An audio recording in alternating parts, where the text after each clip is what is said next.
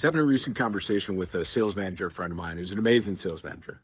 Run a number of 8-figure teams. We talk quite regularly. And he said, hey, man, I don't think I'm a very good sales trainer.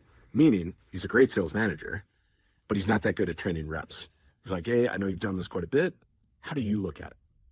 And before I broke down a process to him, I'm like, dude, walk me through this.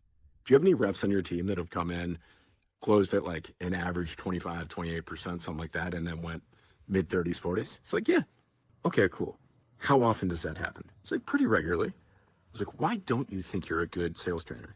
He goes, well, I just don't feel like I give them the aha moments that I see some of these other trainers get out there. I was like, well, right, but what's the purpose of sales training? To get your sales reps performing better. If you're a sales rep, it's to get you performing better. And so functionally, there's this thing that has happened where sales training has now moved from being good at sales into being good at marketing, because there's so many sales trainers out there. Holy shit, are there a lot of sales trainers out there? And we're on iteration number 4 or 5, right? And I say that because a lot of the ones that were 2 iterations ago, they had worked with me or worked for me when I was head of sales at Sales Sniper, CEO, and then working in 7th Level, all that stuff. So like, I've seen the progressions over the years, and I've done thousands of hours of sales training.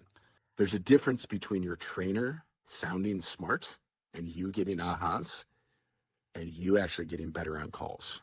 Because the truth is, nobody cares how smart your sales trainer sounds. What they care about is how good the quality of the conversation is that you're having.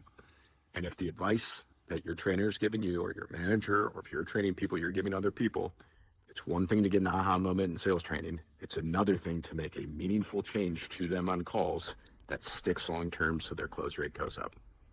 And if you just like getting the ahas, well, it's none of my business.